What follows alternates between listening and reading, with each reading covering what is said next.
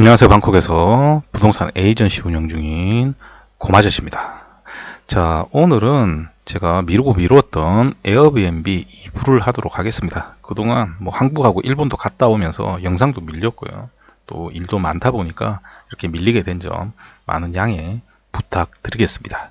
자, 오늘은 왜 고마저씨가 생각할 때 이 에어비앤비는 하루빨리 사라져야 할 플랫폼인지, 왜 에어비앤비가 사회악이 됐는지 이거에 대해서 한번 이야기를 해드리도록 하겠습니다. 자, 일단 이렇게 얘기를 하면 타다하고 비교하시는 분들이 있더라고요. 근데 타다하고는 비교 대상이 안 됩니다. 왜 그러냐면 우리가 그랩이든지 우버든지 타다는 그것을 사용하는 사람 밖에 있는 사람들에게 피해를 주지 않습니다. 쉽게 얘기를 하면 내가 일요일에 내 차를 가지고 마트를 간다라고 가정을 합시다. 그러면 타다가 내 재산인 차나 그리고 내가 마트를 가는 행위에 영향을 끼치지 않습니다. 그런데 에어비앤비는 가만히 있는 제3자에게도 피해를 주기 때문에 이건 우버나 타다하고는 엄연히 다른 겁니다. 지금 전 세계적으로 이 에어비앤비는 규제를 어마어마하게 하고 있습니다. 근데 얘네들은 안 지키죠. 간단하게 보면 이겁니다. 에어비앤비가 전 세계 숙소에서 파티를 금지를 하고 있습니다. 근데 파티를 해도 이걸 규제할 수 있는 방법이 쟤네들한테는 없는 거예요. 애초에 안 빌려주는 거 이외에는 없죠. 자, 여러분들 아파트에 있어요. 근데 옆집에 에어비앤비를 치는 바람에 아가씨들 몰려 들어와서 파티하고 밤새도록 음악 틀고 놀고 그러면 가가지고 항의했더니 욕하고 그랬다라고 합시다. 그러면 할 수 있는 방법이 경찰 부르는 것밖에 없죠. 그렇지 않습니까? 그러면 이렇게 경찰을 부른 사람은 피해를 본 겁니까? 피해를 보지 않은 겁니까? 피해를 본 게 되겠죠. 이 단순한 시끄럽게 하는 것만으로도 주변 사람들은 굉장히 큰 피해를 보게 되는 겁니다. 자, 그런데 만약에 아파트에 100채가 있는데 어떤 사람들이 층층으로 해서 에어비앤비를 돌렸어요. 그래서 이런 상황이 계속 발생을 하게 되면 이 아파트의 가격은 어떻게 될까요? 이게 태국에서 문제가 되는 거고요. 자, 유럽에서 문제가 되는 건 뭐냐 하면 지금 보면 주택난이 심화된다라고 첫 번째로 돼 있죠. 이게 제일 큰 문제입니다. 우리가 바르셀로나 같은 데서 영상을 보면 밥 먹고 있는데 침뱉고 하는 경우 있죠. 니네 나라로 돌아가라면서 막 욕하고 그러죠. 그런데 이렇게 하는 근본적인 이유가 제일 첫 번째가 바로 이 에어비앤비 때문입니다. 왜 그러냐면 유럽 같은데 파리나 바르셀로나나 이런 오래된 도시에 가보면 주택을 늘릴 수가 없어요. 옛날 집을 그대로 쓰고 있죠. 자, 그런데 어떤 사람이 100만 원 주고 임대를 받고 있었는데 계약 기간이 끝났어요. 근데 갑자기 집주인이 150만 원으로 올리겠다라고 합니다. 150만 원 주든지 아니면 나가라. 그냥 에어비앤비 돌릴란다. 이렇게 되는 거죠. 그러니까 물론 침을 뱉으면 안 되겠지만 그 사람 입장에서는 빡치는 상황이 계속 발생을 하는 겁니다. 그래서 실제로 지금 이제 스페인 같은 경우가 제일 심하고요. 그 다음에 이태리 같은 경우도 피렌체나 베네치아 이런 도시들이 굉장히 작습니다. 큰 도시들이 아니거든요. 우리 생각하는 그렇게 큰 도시들이 아닙니다. 그러다 보니까 이런 데서 이런 문제들이 너무 심각해지다 보니까 계속해서 규제를 넣게 되는 겁니다. 근데 규제를 넣으면 뭐합니까? 얘네들은 그 규제를 지킬 생각을 안 해요. 쉽게 얘기를 하면 태국에서 제가 한 달 이하의 임대는 전부 불법이라고 얘기를 했습니다. 그러면 에어비앤비 들어가 보시면 나라의 규정을 지켜야 되고 그런 거 나옵니다. 그런데 그것만 올려놓았지 나머지는 집 빌려주는 사람한테 전부 다 맡기고 있는 거잖아요. 그러면 빌리는 사람 그거 다 봅니까? 안 봐요. 제가 어떤 일이 있었냐면 앞으로 얘기를 하겠지만 몇 년 전에 에어비앤비가 창구를 해서 그 에어비앤비를 퇴치하기 위해서 굉장히 노력했던 적이 있습니다. 그때 어떤 분이 상담 연락이 와갖고 그 콘도에 에어비앤비를 일주일 빌렸다라고 한 겁니다. 그래서 제가 그거 불법이고 제가 그걸 지금 해결하기 위해서 관리사무소하고 그 업자들도 잡아내려고 하고 경찰도 부르고 있다. 그랬더니 그 사람 버럭 저한테 화를 내는 겁니다. 자기를 범죄인 취급한다고. 그 사람이 지금 빌려가지고 온 적이 없거든요. 그리고 앞에도 얘기했듯이 그걸 빌릴 때 그런 내용들이 다 나옵니다. 그러니까 이미 그분은 불법을 저지른 거예요. 그래놓고 다른 사람한테 화를 내는 겁니다. 그러면 정상적인 사람은 그런 일이 있었네요. 제가 몰랐는데 그러면 요거 취소를 시키고 어떻게 할까? 그랬으면 제가 그분 만났을 겁니다. 애초에 저는 그런 분들하고는 아예 거래를 안 해요. 그런 성향의 분들하고는. 그러니까 이 플랫폼 자체가 해결하려고 하는 의지조차 없는 겁니다. 그런데 이 플랫폼이 전 세계에서 문제를 일으키기 때문에 전 세계에서 규제가 없는 나라가 지금 거의 없는 상태입니다. 여러분도 찾아보시면 말레이시아에도 규제가 있고요. 일본에도 규제가 있고요. 한국에도요. 여러분도 잘 아셔야 되는데 에어비앤비 90% 불법입니다. 한국인들한테 임대를 줄 수 있는 건 딱 그것밖에 없습니다. 나머지는 전부 다 외국인 관광객을 대상으로 등록돼 있는 거예요. 거기에 내국인이 지내게 되면 그건 다 불법인 거죠. 요거를 설명을 해도 다 자기 합리화 계속 하고 있어요, 사람들이. 그러니까 앞에 그분도 마찬가지예요. 자기가 빌려놓고 취소시키면 되는데 취소시키지는 않으면서 남한테 화를 내는 거거든요. 근데 이게 중요한 문제가 또 있습니다. 제가 이 영상은 시리즈로 만드는 이유 첫 번째도 말씀을 드렸죠. 어느 날 제 아시는 누님이 연락이 와서 뭐하고 지내냐. 그래서 나 태국에서 부동산 하고 있다. 그랬더니 자기 아는 지인도 파타야 쪽에서 에어비앤비 하면서 그거 콘도를 판다 그러더라고요. 그래서 에어비앤비는 한 달 이하는 불법이기 때문에 그 하는 게 대부분 불법일 텐데 그래가지고 콘도를 팔면 되냐. 그렇게 얘기를 했더니 저희 누님이 자기는 잘 모르는데 그러고 뭐 딴 얘기하고 끊었습니다. 그러고 나서 일주일도 안 돼갖고 연락이 왔어요. 그 사람이 그렇게 얘기를 하더랍니다. 다 하는 방법이 있고 다 불법으로 안 하는 방법이 있다. 아니 불법으로 안 하는 방법이 어디가 있냐고. 내가 방법 하나 있다고. 콘도를 다 사면 된다고.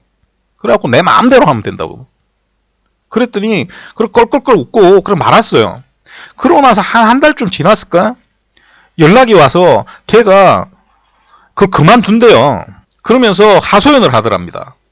갑자기 페이스 스캔으로 전부 다 바뀌어가지고 카드를 못 쓰게 되니까 이걸 못하게 돼서 그러면서 이 수익 모델로 여기 와가지고 하라는 사람이 있으면 나는 말리고 싶다. 본인은 그렇게 해놓고 남한테 말리고 싶대요. 그래서 네 말이 맞더라 라고 얘기 나오더라고요. 그리고 그 사람 사이트에 들어가 보니까 밑에 전부 다 불법이라고 써놨는데 자기 혼자 하는 방법이 있다 이렇게 써놨다 그렇게 얘기를 하더라고요.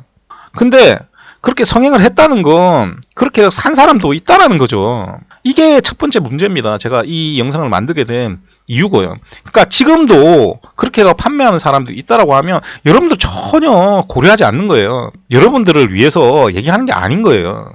그냥 그 사람들의 이익만을 위해서 여러분들한테 그렇게 얘기를 하는 겁니다. 그런데 제일 중요한 부분, 앞에도 얘기했듯이 이 콘도 내에서 이렇게 에어비앤비로 관광객들이 지나다니면요. 콘도의 가치가 폭락하게 됩니다.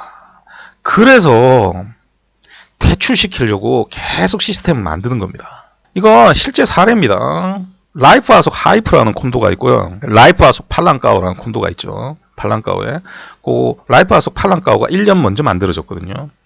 그쪽에 처음 만들어졌을 때 에어비앤비가 창고를 했었습니다. 근데 그때는 잘 모르고 사람들이 빨리 솔드아웃이 됐죠. 제가 콘도 시장은 두 개로 나뉜다라고 했습니다. 분양 시장과 완성된 후 시장. 이 완성된 후 시장은 누가 삽니까? 주로 태국 사람들이 산다라고 했고 실수요자들이 많이 산다라고 말씀을 드렸습니다. 자, 그런데 이렇게 에어비앤비를 치면 실수요자들이 들어올까요? 안 들어올까요? 안 들어오게 되겠죠. 안 사게 됩니다. 왜? 그런 집에 살아야 할 이유가 없잖아요. 그래서 하이프 같은 경우가 의외로 1년이 다 돼가는데도 콘도가 안 팔리는 겁니다. 그래서 거기 에어비앤비 없애려고 굉장히 노력을 많이 했습니다. 제가 어느 정도로 했냐면 관리 사무실에 가가지고 욕하고 뭐 던지고 그런 적도 있습니다. 왜냐하면 이 관리 사무실 애들이 소장까지 해가지고 시시해요. 결국 소장은 그만뒀습니다. 그러다가 냄새가 나죠. 그러고 나서 1년 있다가 제가 일어나서 그때 일장 연설을 한 적이 있는데 요거 카드 다 없애야 된다.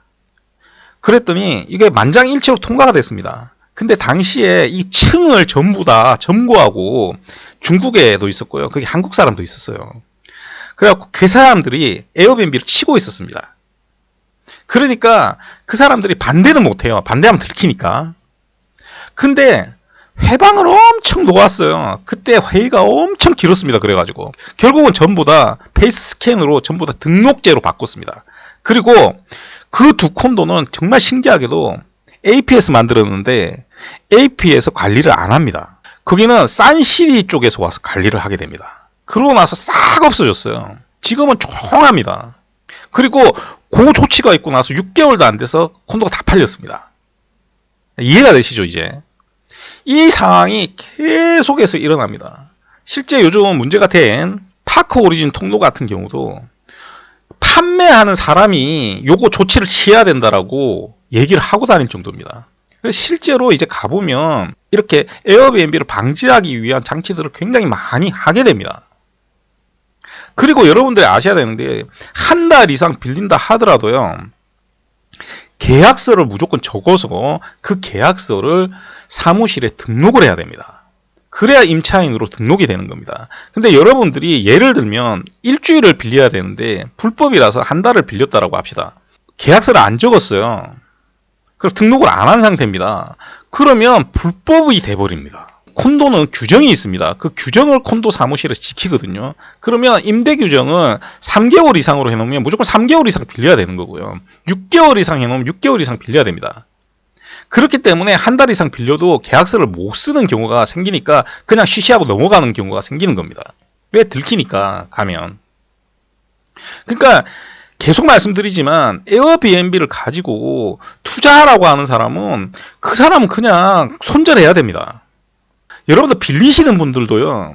에어비앤비를 불법으로 빌리시면 안 돼요. 이게 태국뿐만이 아니라 각 나라마다 규정이 조금씩 많이 달라요. 그러면 그 규정이 다른 건 그 나라에 맞춰서 어떤 문제가 있기 때문에 규정을 바꿔놓은 겁니다. 그 규정에 맞춰서 여러분들이 합법적으로 빌리셔야 되는 거지 불법적으로 빌리시면 안 되는 거예요. 그런데 지금 보면 대부분 불법으로 사용을 많이 해요. 그래서 이게 사회악이라는 겁니다.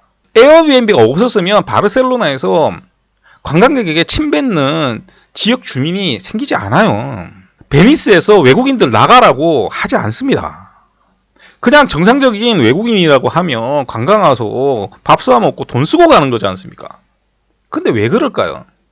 가장 큰 근본적인 이유가 여기에 있는 겁니다. 그래서 실제로 지금 스페인 같은 경우는 전쟁 선포한 상태입니다. 전쟁 선포. 여기 보시면 임대료 2배나 치솟아라고 돼 있죠. 제가 말씀드렸지 않습니까? 파리나 바르셀로나 이런 도시들은 오래된 건물을 그대로 쓰기 때문에 공급이 안 된다니까요. 그래서 생기는 문제입니다. 그러니까 이게 각 나라마다 그 나라의 특수한 부분들을 다 건드려 놓고 있어요. 얘네들이. 그래 놓고 해결을 안 하고 있는 거죠.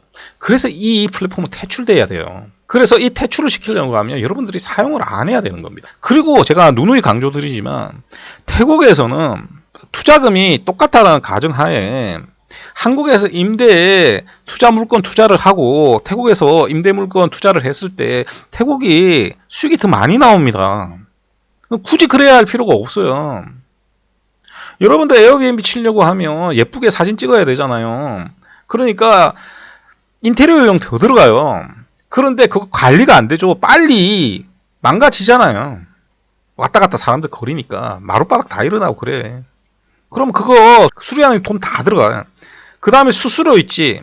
그거 직접 안 하면 관리해주는 사람 있지 않습니까? 그 관리해주는 사람 또 뽀찌 먹지. 그리고 직접 관리하는 것도 눈치 보면서 해야 되지. 그거 왜 하는 겁니까 도대체?